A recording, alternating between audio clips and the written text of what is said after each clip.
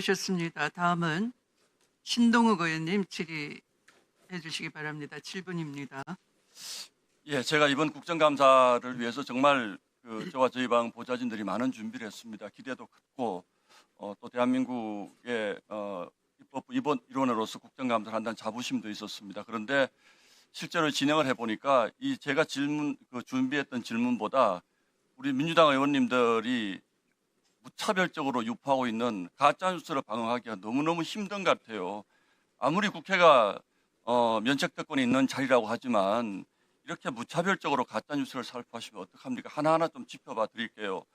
아까 박은정 의원님이 이재수 기무사령관, 변창훈 검사 얘기를 하셨어요. 그러면서 그 사건을 지금 이번 민중기 특검의 조사를 받다가 불행한 선택을 하신 우리 공직자 이분에 대해서 왜 과거에는 이런 불행한 일에 대해서 한마디도 하지 않았냐라는 말씀을 하셨는데 정말 이런 후한무치가 어디 있습니까? 그 당시에 윤석열 대통령이 검찰에 있었다고 해서 그건 문재인 정부 시절에 있었던 일이고 문재인 정부 적폐청산 광풍의 1호 희생자가 변창훈 검사고 2호 희생자가 이재수 사령관입니다. 그런 논리로 하면 그 당시에 검찰에 계셨던 분들, 제 앞에 4분 계시잖아요. 그럼 여러분들이 이재수 사령관, 변창훈 검사 죽게 만들었습니까? 그건 아니죠. 그건 아니죠. 그렇게 말씀은 안 되죠. 예를 들어도 그렇게 말씀하시고 이 사건의 본질은 문재인 정부의 적폐청산에 이은 이재명 정부의 소위 내란청산이라는 정치 슬로건에 따른 수사와 재판 때문에 대한민국 국민들이 이런 불행한 처우를 맞고 있는 겁니다.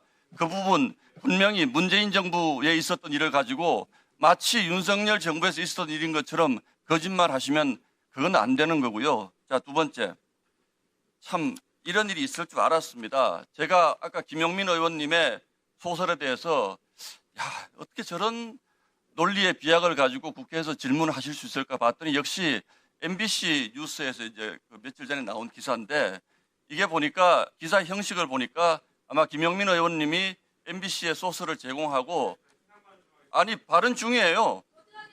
발언 중이에요. MBC가 두 꼭지를 나중에 하세요. 시간 세워 주세요. 나중에 하세요. 내 설명 드릴게요.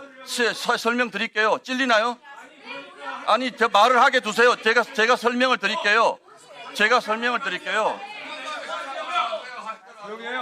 MBC가 두 꼭지를 보도하는데 이 첫 번째, 이분은 한덕수 전 총리의 후원회장이 아닙니다. 그런데 우리 김용민 의원님은 버젓이 자막까지 달아서 후원회장이라고 거짓말을 했어요.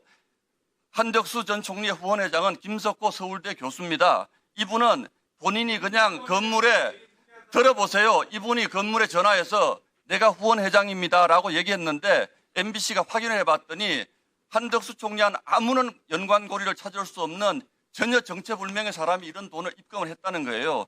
그래서 MBC도 이걸 기사를 내기가 찜찜했던지 이 사람에 대해서 두 번째 기사를 냅니다.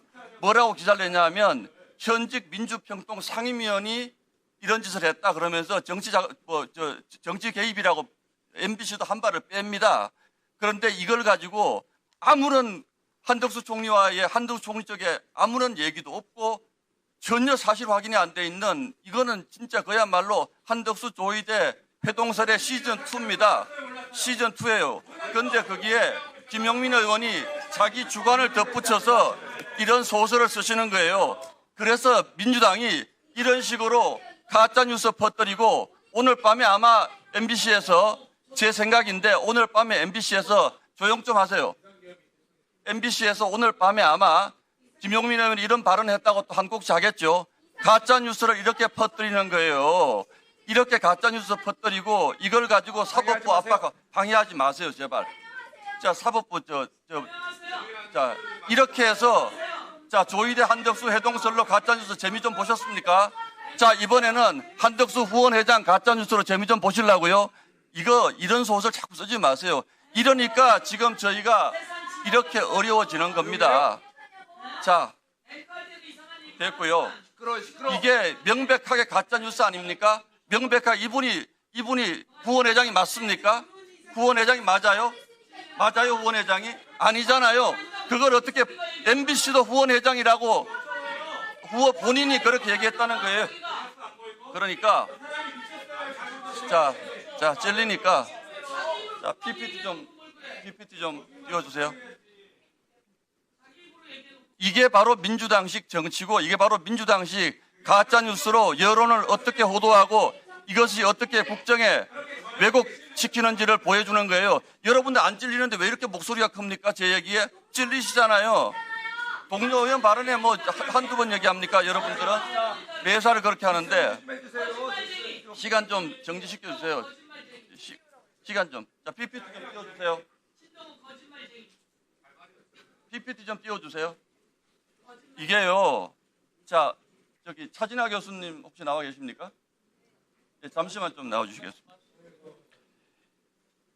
이게 우리가 자 먼저 천대엽 차장님께 좀 여쭙겠습니다. 이렇게 많은 지금 재판이 지금 계류 중에 있습니다. 이걸 갖다가 개별 재판부의 판단으로만 넘기는 것은 지금 우리 대법원의 시대적 소명에 너무 한 발을 빼시는 거예요. 이 헌법 84조 해석만 하더라도 학계 의견이 무슨 일치되어 있는 것처럼 민주당 자꾸 주장하는데 차진아 교수님 어떻습니까? 저는 개인적으로 헌법 제84조의 그 형사상 소추는 그 기소를 얘기하는 것이고 이건 헌법 학계에서 그다지 다른 의견이 있지 않습니다. 그런데 이제 이 법의 취지에 비춰 볼 때는 재판을 정지하는 것이 좀 더 합당하지 않나 하는 생각인데요. 다만 그 법원에서는 이것을 본인들이 각 하급심 법원에서 개별적으로 판단하는 것은 옳지 않다고 보고요. 각급 법원에서는 재판을 진행을 하고 그러면 대통령이 권한쟁의 심판을 청구할 수 있어 보입니다. 헌법 제84조의 불소추 특권을 침해했다라고 하면서 그렇게 해서 헌법재판소가 종국적으로 이것을 심판하도록 해서 어떤 법적 통일성도 확보하는 것이 좀 더 합당한 해결이 아닌가 이렇게 생각하고 있습니다.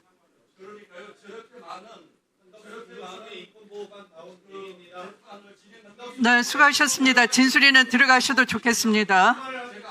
진수리는 들어가세요.